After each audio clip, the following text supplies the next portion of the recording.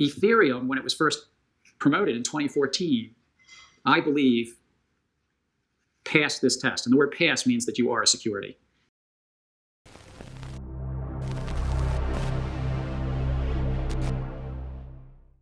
안녕하세요. LA의 비투쇼입니다. 이더리움이 증권이다. 이런 말이 참 많이 있습니다. 인트로에서도 보신 것처럼 게리 갠슬러가 이더리움이 증권이다 라고 분명히 자기 입으로 말을 했는데 MIT에서 강의를 했었죠. 그때 여러 번 언급을 했었고, 얼마 전에 CNBC에서도 비트코인 빼고는 거의 다 증권이다 라고 말을 했습니다. 그러니까 이더리움도 증권이다 라는 말을, 그런 의미를 내포하고 있는 거죠. 자, 제 영상을 보시는 분들 중에서도 이더리움이 증권이다, 사기다, 무슨 스캠이다, 이렇게 막 욕까지 섞어가면서 굉장히 막 공격적으로 말씀하시는 분들이 많이 계세요. 이더리움이 증권이냐 아니냐, 이건 굉장히 중요한 문제입니다. 왜냐하면 이더리움이 만약에 증권이라면 심각한 문제를 초래합니다. 이더리움 말고 다른 많은 알트코인들, 이더리움만 바라보고 있는 알트코인들이 굉장히 많이 있습니다. 이더리움이 증권으로 몰린다면 아차 하면서 이 식은땀을 줄줄 흘릴 코인들이 너무나 많아요. 그 중에 대표가 XRP죠. XRP는 이더리움만 물고 늘어지면 됩니다. 이더리움이 증권이 아니면 우리도 아니지. 이더리움하고 우리하고 뭐가 다른데? 그게 지금 XRP의 주장이잖아요. 리플이 우기고 있는 게 그겁니다. 이더리움이 증권이 아니면 우리도 아니지. 다른 게 없는데 쟤도 탈중앙화, 우리도 탈중앙화. 우리가 뭐 팔았다고? 이더리움도 팔았잖아. 이러면서 같이 같은 선상에 놓고 이렇게 주장을 하니까 나름 논리가 생기는 거고, 또 다른 수많은 코인들, ICO한 코인들은 다 증권이다 이런 말들도 있잖아요. 프리세일, ICO가 이니셜 코인 아퍼링, IPO랑 같은 의미인데 코인에서는 ICO라고 하죠. 미리 팔면 문제입니다. ICO처럼 딱 날을 정해놓고 판 게 이제 ICO. 그리고 미리미리 이 투자 설명회 이런 걸 통해서 팔아버리면 이제 그걸 프리세일, 같은 겁니다. 같은 거예요. 그냥 미리미리 판 건데, 미리 팔려면 코인이 있어야 팔죠. 그러면 미리 채굴을 좀 해야 되겠죠. 미리 난이도를 아주 낮게 해서 다다다닥 채굴 한 다음에 그걸 갖다가 이제 팔고, 이런 식으로 진행을 했을 텐데. 자, 다시 이더리움으로 돌아와서, 이더리움이 그러면 증권일까요? 이더리움은 사기일까요? 증권이다, 사기다, 스캠이다 라고 주장하시는 분들의 논리가 있겠죠. 핵심적인 논리는 2014년에 프리세일을 했다. 이더리움이 프리세일을 했습니다.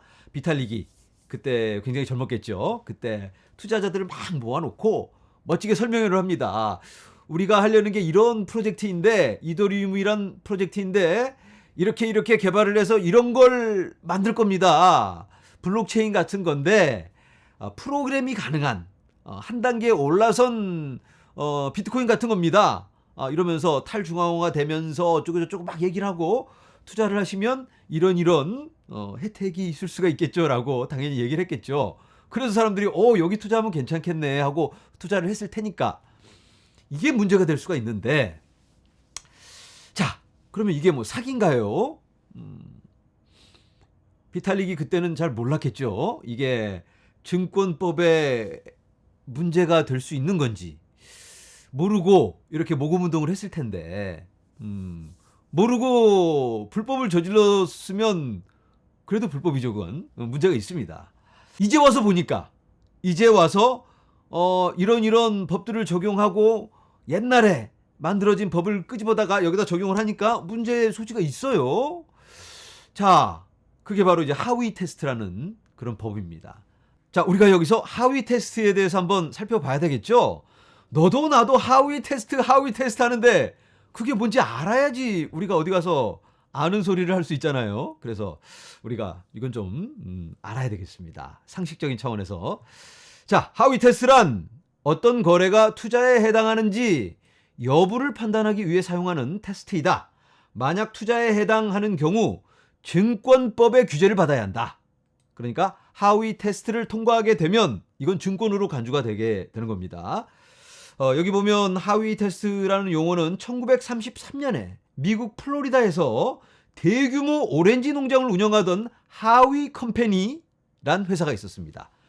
1933년이면 진짜 오래된 거의 90년 된 그런 옛날 얘기입니다. 하위 컴퍼니가 이 오렌지 사진 보이시죠? 오렌지 농장을 운영하던 큰 회사입니다. 이 하위 컴퍼니가 오렌지 농장 사업을 잘 운영해서 성공적으로 이끌어 가다가 새로운 비즈니스 모델을 만들어냅니다. 바로 이 농장을 반을 딱 잘라서 팔아버리는 겁니다. 분할로. 여러 사람들에게 이 오렌지 농장을 팔았는데 오렌지 농장을 산 사람들은 그러면 열심히 가서 오렌지 심고 이걸 재배를 해야 되겠죠. 근데 농장을 한다는 게 쉬운 일이 아니죠. 그래서 하위 컴퍼니가 이 산 사람들한테 골치 아프게 이거 오렌지 신경 쓸 필요 없다.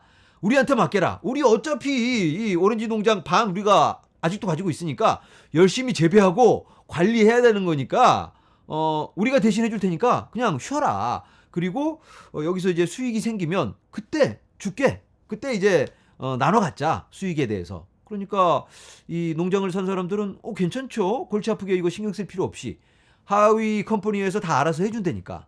그리고 수익이 생기면 이제 나눠 갖는 거니까 괜찮다 생각해서 오케이 그렇게 하자. 그래서 다른 사람들도 다 그렇게 합니다. 너무 좋은 모델이니까 신경 안 써도 되니까. 그래서 하위 컴퍼니는 옛날처럼 똑같이 전체 농장을 관리를 하게 됩니다. 그리고 이 전체 농장에 대한 수익이 생기면 지분에 맞춰서 농장 지분에 맞춰서 수익을 나눠주게 됩니다. 이걸 보고 있던 SEC가 1934년에 생겼습니다. 화면에 보이시죠? 생기자마자 이걸 보더니 이거 좀 이상한데 이거 증권으로 간주를 해야 되는 거 아니야 이거? 왜냐면 이 농장을 산 사람들은 아무것도 안 하고 하위 컴퍼니가 다 알아서 하고 기다렸다가 수익이 생기면 받기만 하는 건데 이거 문제가 있다 하고 이제 소송을 걸어요. 그때 대법원에서 이건 증권이다라고 SEC의 손을 들어줍니다. 그리고 미국 대법원이 앞으로도 이런 비슷한 문제가 생길 경우 이걸 선례로 해서 이렇게 기준을 정하면 되겠네라고 해서 정한 게 바로 하위 테스트인데 미국 대법원이 정한 기준입니다.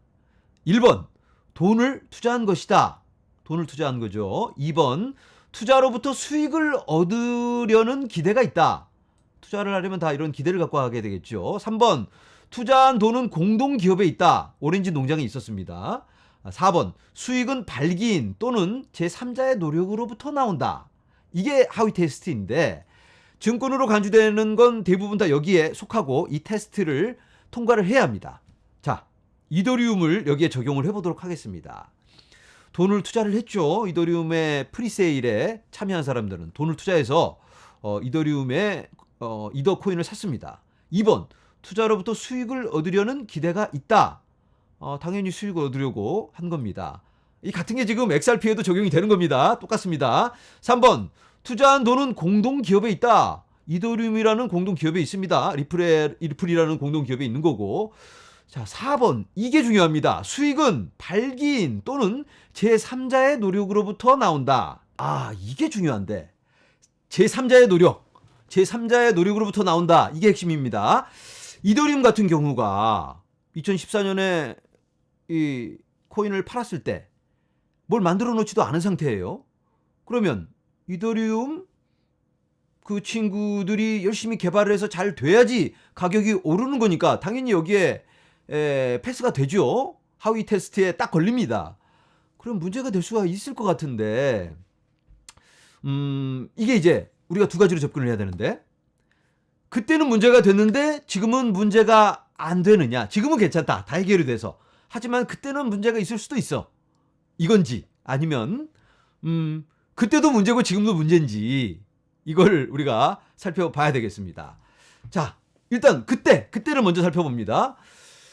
그때의 문제라면 문제가 있어 보이는데 그런데 이제 다른 관점에서 보자면 그 당시 이 블록체인이란 개념에 대해서 사람들이 아무것도 몰라요.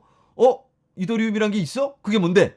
뭐 이렇게 해서 컴퓨터로 뭐 블록체인을 만들고 뭐 한다는데 그래? 문제의 소지가 있어 보이는데 SEC가 이거를 딴지를 걸려고 그랬는데 자기네들 또 모르니까 그건 뭐지 저게? 하고 이제 자기네들이 공부도 하고 해야 되겠죠. 그리고 만약에 문제가 되면 이걸 알려줘야 되는 거죠. 야, 너희들 그렇게 하면 안 돼. 그러면 그러면 안 돼요 하고 이제 조정을 하든지 죄송합니다 하고 야 이리 와봐 너희들 벌금 내 이러면 이제 벌금 내겠죠. 비탈릭이 뭔가 막 사기치려고 맘먹고 뭐 한탕 해먹으려고 이걸 저지른 게 아니잖아요.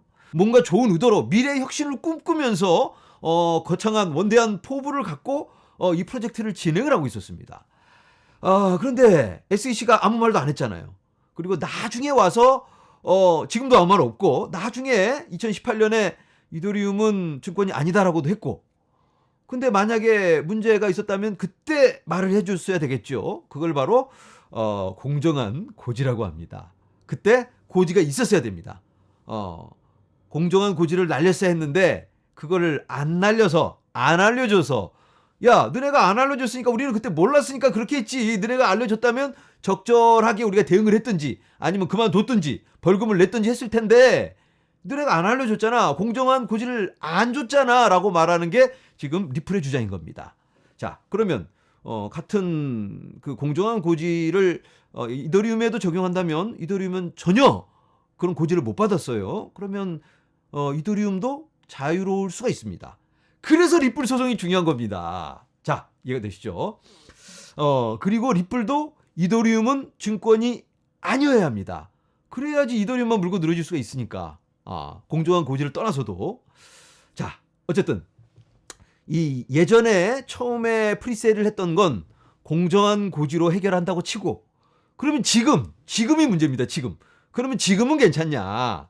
지금도 만약에 문제라면 오케이 옛날 거는 옛날 거고 이제부터는 안 돼. 이제부터는 다 등록하고 이제부터 너희들 다 등록해.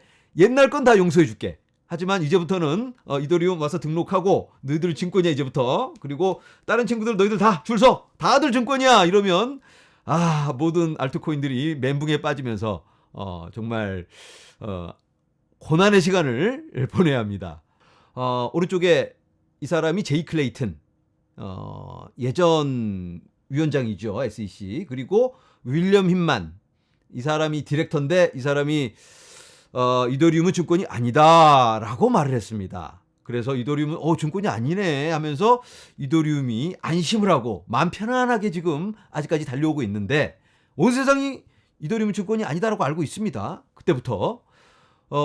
그런데 요즘 웃기지 마. 이 힌만이 모르고 한 소리지 라는 주장이 있죠. 그리고 아까도 살펴봤지만 게리 갠슬러도 속으로는 이더리움 증권이지 라고 생각하고 말만 못하고 있습니다. 자기 선배들이 증권이 아니라고 해놨기 때문에. 그렇지만 언제 가면을 벗고 이 게리 갠슬러가 이더리움 증권 맞아 우리 선배들이 헛소리한 거야 이렇게 얘기할 수도 있죠. 그렇다면 핵심 기준이 뭘까? 이 윌리엄 힌만이 얘기한 건 이더리움은 충분히 탈중앙화가 되었다. 탈중앙화가 되었기 때문에 비트코인처럼 그래서 증권이 아니다라고 말을 했어요. 그래서 지금 신시아 루미스 의원이 내놓은 법안에도 탈중앙화가 굉장히 중요한 기준이 될 것 같습니다. 자, 그래서 이 탈중앙화가 너무 중요한 이 기준이 될 수가 있겠습니다. 핵심 기준이다. 탈중앙화가. 탈중앙화. 이 탈중앙화의 기준에 대해서 정확하게 짚고 넘어가도록 하겠습니다. 이더리움은 탈중앙화가 아니다라고 이야기하는 사람들이 많이 계시죠. 이분들은 이 개발 환경에 대한 기준을 말하는 건데요. 개발 환경. 컨트롤. 누가 개발을 하느냐? 이더리움 같으면 컨센서스에서 개발을 합니다. 이더리움 재단에서 관리를 하고 그러니까 이더리움 개발하는 개발팀이 제대로 안 하면 이더리움 가격이 영향을 받겠죠. 이번에 아이고 힘들어 이거 못하겠네 포기 이러면 이더 가격이 폭락을 합니다. 그러면 거봐 탈중앙화 아니네. 이더리움 재단 이더리움 개발자들이 가지고 노는 거지. 탈중앙화 웃기네. 컨트롤한다. 이더리움 관리하는 개발팀이 컨트롤을 한다. 중앙화다. 이런 주장인 겁니다. 자, 그런데 이더리움은 탈중앙화지 무슨 소리 하는 거야? 이렇게 말하는 사람들은 네트워크 기준을 얘기합니다. 네트워크 구성. 그리고 노드라든가 컨트롤. 그러니까 네트워크 구성이라면 이 이더리움 블록체인이 얼마만큼 단단하게 구성이 되어 있느냐, 노드가 몇 개냐, 어느 나라에 몇 개나 얼만큼 퍼져 있느냐, 이런 걸 얘기하는 거죠. 이더리움 같으면 이 채굴자들이 다 이걸 구성하고 노드를 돌립니다. 이더리움 팀이 직접 들어가서 뭔가를 뭐 바꾸고 갈 수는 없는 겁니다. 이 채굴자들의 동의를 얻어서 이걸 운영하고 조정을 하는 거기 때문에 탈중앙화돼 있다, 이렇게 볼 수가 있는데, 이런 이 노드의 구성으로 보자면 당연히 탈중앙화죠. 너무나 많이 퍼져 있잖아요. 비트코인과 이더리움의 노드 개수를 비교해 보도록 하겠습니다. 화면에서 보시는 건 접근 가능한 비트코인 노드입니다. 전 세계에 14,350개의 노드가 존재합니다. 이더리움 노드를 보도록 하겠습니다. 이더 스캔에서 추적되는 노드를 표시한 건데요. 여기 보시는 것처럼 9,877개, 전 세계적으로 9,877개의 노드가 존재합니다. 어쨌든 이렇게 전 세계적으로 쭉 넓게 펼쳐져 있죠. 비트코인보다 개수는 적지만 그래도 충분히 탈중앙화 되지 않았나, 많이 퍼져 있다, 이렇게 볼 수가 있겠습니다. 그러니까 이더리움이 탈중앙화 되어 있기 때문에 믿을만하다라고 얘기할 때는 이걸 의미하는 겁니다. 많이 퍼져 있고 누군가가 와서 마음대로 들어가서 이걸 싹 값을 바꾼다든가 이런 게 불가능하니까 안심하고 돈을 맡길 수 있다, 확실한 거다, 절대 신뢰가 보장된다, 이걸 얘기하는 겁니다.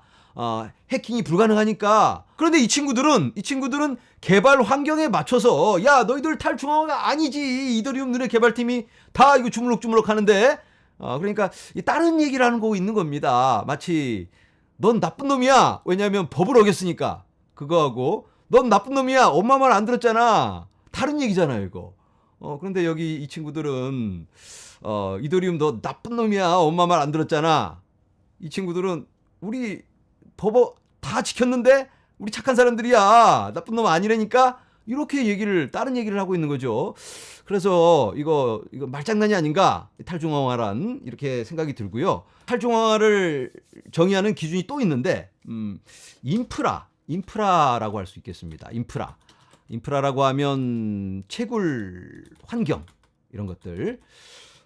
이더리움이 탈중앙화가 아니다라고 얘기하는 게, 채굴 환경이 이 아마존 웹 서비스에 집중돼 있다, 이런 주장이 또 있어요. 클라우드 서비스라고, 이 채굴하는 사람들이 집에다가 컴퓨터 하나 갖다 놓고 열심히 채굴하다 보면 집이 정전이 되면 어떻게 되나요? 이 서버가 다운되죠. 그럼 채굴이 안 되고 문제가 생기니까 확실한 데다가 서버를 갖다 놓습니다. 그럼 이 서버 환경을 제공하는 데를 이제 데이터 센터라고 하는데, 거기다가 내 비싼 서버를 딱 갖다 놓고 거기서 돌립니다. 우리 집에서 돌리는 게 아니고 거기서 돌리는데, 요즘은 내 서버를 쓰지도 않고 이 업체에서 제공하는 서버를 빌려서 씁니다. 임대해서 한 공간을. 이제 그런 거를 이제 클라우드 서비스라고 하는데, 아마존에서 그걸 제공해요. 아마존 웹 서비스. 그런데 이제 아마존 웹 서비스가 좋다 보니까 거기를 많이 씁니다. 그래서 이더리움 서버가 아마존에 많이 있습니다. 그러면 아마존이 다운되면 이더리움 서버가 완전히 무너져 내릴 수 있겠죠. 그러면 이더리움에 영향이 가는 게 아닌가. 거봐, 탈중앙화 아니네, 아마존한테 완전히 묶여있는 거네, 중앙화잖아, 이런 얘기가 있어요. 지도로 한번 보면 이 아마존 AWS라는 이 서비스가 어떤 건물에다가 왕창 컴퓨터 넣어놓고 거기서만 돌아가는 그게 아닙니다. 화면에서 보시는 것처럼 전 세계적으로 이렇게 펼쳐져 있습니다. 그러니까 세계 곳곳에 이렇게 펼쳐져 있으니까 뭐 폭탄이 어디 떨어져도, 만약에 이 서부 지역에 문제가 생긴다고 해도 다른 지역에 있는 노드들은 무사하게 돌아가는 겁니다. 그래서 아마존이 뭐 갑자기 문제가 생기면 모든 노드가 갑자기 꺼지는 그런 상황이 아닙니다. 아마존에만 집중되어 있는 건 아니고 여러 클라우드 회사들에 있습니다. 이걸 가지고 중앙화라고 몰아붙이기에는 좀 어거지가 있지 않나. 왜냐하면 비트코인도 작년에 중국에서 채굴자들 나오기 전까지는 중국의 채굴자들이 다 몰려 있었습니다. 그래서 그걸 가지고 비트코인은 탈중앙화가 아니지라는 그런 의견도 참 많았습니다. 그렇다고 전체 비트코인이 탈중앙화가 아니다라고 말하기에는 그건 좀 말이 안 되는 이야기잖아요. 그래서 이 인프라 기준으로 보자면 탈중앙화가 아닌 부분이 조금은 있을 수가 있다. 그건 뭐 코인마다 다른 거고 이런 기준도 있다. 그리고 뭐 다른 기준으로 보자면 또 소유 같은 누가 얼마만큼 코인을 가지고 있느냐, 얼마만큼 분배가 돼 있느냐 이런 기준도 있을 수 있겠죠. 특정 고래가 예를 들어서 이더리움을 뭐 70% 가지고 있다, 80% 가지고 있다 이러면 이거 좀 중앙화네 이렇게 볼 수도 있는 거겠죠. 그렇지만 뭐 비트코인도 또 고래들한테 자꾸만 이 코인이 몰려만 갑니다. 시간이 지날수록 부의 쏠림 현상은 극대화되는 게 우리가 사는 세상이기 때문에 이런 부분들은 크게 무게를 두지 않아도 될 것 같습니다. 그리고 또 외부적인 환경이 또 있잖아요. 예를 들어서 이 호스팅하는 그런 환경도 있을 수 있겠고, 인터넷을 누가 제공하느냐. 그리고 이 채굴도 채굴 기계가 있는데, 비트코인 채굴자들이 너무나 많이 퍼져 있는데 모든 채굴자들이 같은 업체의 채굴 기계를 씁니다. 그러면 그것도 조금 중앙화적인 부분이 좀 있다고 볼 수도 있겠죠. 뭐 그런 여러 가지 관점이 있어요. 그러니까 기준은 너무나 많습니다. 어떤 기준으로 보느냐? 그런데 이 많은 기준 중에 핵심은 바로 이 부분이 아닌가. 우리가 이 블록체인을 이야기하고 미래의 혁신을 이야기할 때는 이거를 얘기하는 겁니다. 우리 코인을 통해서 절대 신뢰를 보장하기 때문에 이 디파이를 통해서 돈을 맡기기도 하고 또 어떠한 디지털 아이디도 부여하고 그런 많은 이런 활동이 이루어지는 거죠. 그거를 이루는 게 바로 이겁니다. 누가 개발을 하느냐가 중요한 게 아니고 누가 어떠한 요인에 의해서 특정 주체에 의해서 가격이 움직인다가 이 핵심이 아니고 이 탈중앙화를 이야기할 때는 이 네트워크 구성을 이야기하는 거죠. 그래서 이 부분에 좀 더 무게를 싣고 탈중앙화의 의미를 이야기해야 하지 않을까라고 생각이 듭니다. 어쩌면 우리들의 이런 코인들이 처음부터 증권이 아니었을 수도 있습니다. 왜냐하면 아직 정해진 게 없으니까 아무도 모릅니다. 지금 그걸 정하고 있는 과정입니다. 그런데 지금 벌써부터 비트코인 빼고는 다 증권이야 하고 주장하는 사람도 있습니다. 너무 앞서 나가는 거죠. 이걸 정하려고 의회에서 지금 미국 의회에서 고민하고 토론하고 조율하고 있는 과정이고 또 미국만 그렇게 하고 있는 게 아니고 다른 나라들도 한국도 그런 지금 움직임이 있죠. 어떠한 증권 기준을 정할 것인가 이런 것들이 지금 만들어져 나가고 있고 또 그리고 이 하위 테스트라는 게 90년 전에 만든 그런 법이죠. 이걸 이 신기술에 2022년 지금 이 상황에서 이걸 적용한다. 탈중앙화가 되어서 온 세상이 나눠 쓰는 이런 블록체인, 이런 시스템에 적용을 한다는 것 자체가 또 모순일 수도 있습니다. 그래서 이 코인들은 따로 자산 클래스를 만들어서 여기에 맞는 증권 기준법을 정하는 게 좋겠다. 이런 움직임이 또 있습니다. 그래서 우리가 아직 확정적으로 말할 수는 없는 겁니다. 자, 이런 뉴스가 어제 나왔습니다. 의회는 암호 관할권의 운명을 결정할 것입니다. 루미스 의원이 말을 했습니다. SEC와 CFTC가 서로 이 암호화폐에 대한 관할권을 주장을 하고 있습니다. 마찰이 있습니다. 분쟁이 있어요. 아직 결정이 안 됐습니다. 얼마 전에 이 CFTC의 의장이 나와서 이걸 빨리 우리가 결정을 하고 조율을 해야 하는데 아무래도 의회에서 어느 정도 결정을 해줘야 될 것 같다라는 이야기를 했습니다. 자, 그런데 이렇게 결정도 안 되고 조율도 안 된 상태인데 누가 주도권을 잡을 것인지 이것도 결정이 안 된 상태인데 어떤 삐딱한 친구는 혼자 나가서 자기 맘대로 막 이야기를 합니다. 이 비트코인 빼고 다른 코인들 이거 다 증권이야! 이런 소리를 자기 맘대로 이렇게 하는 친구가 있는데 참 불량한 친구죠. 좀 앞서 나가는 어떤 정치적인 의도가 있다고 볼 수밖에 없는 그런 친구입니다. 그리고 이번 주 수요일에 며칠 안 됐습니다. 이런 법안이 발의가 되었습니다. 디지털 커머디티즈 컨슈머 프로텍션 액트. 그러니까 가상자산 소비자 보호 액트 이런 법안이 나왔는데 이게 이대로 패스가 될 것 같지는 않습니다. 하지만 굉장히 긍정적으로 보이는데요. 이런 법안이 지속적으로 만들어지고 있습니다. 자, 그런데 중요한 게 여기를 집중해 보시기 바랍니다. 비트코인 그리고 이더리움 are considered commodities. 그러니까 비트코인과 이더리움은 상품이다. 상품이다. 라고 이 법안에서 정의를 하고 있습니다. 이 법안이 이대로 자연스럽게 패스가 될지 안 될지 또 살짝 수정이 될지는 알 수가 없지만 전반적인 이런 제도화의 과정에서 보여지는 이런 모습들은 이더리움은 당연히 증권이 아닌 걸로 이렇게 좁혀져 가고 있습니다. 그러니까 이더리움이 사기네, 증권이네 이런 주장에 대해서는 우리가 그런 주장도 있구나. 그런 관점도 있다라고만 참고해서 보시면 좋을 것 같다라는 생각이 듭니다. 네, 오늘은 이더리움이 증권이다라는 주장에 대해서 여러 가지 기준으로 살펴보았습니다. 명확성이 절실히 요구되는 상황이 아닌가 하는 생각이 드는데요. 아무쪼록 발전적인 방향으로 제도화가 되어서 우리들의 코인의 앞길을 밝혀줬으면 좋겠습니다. 오늘은 여기서 인사드립니다. 여러분, 감사합니다.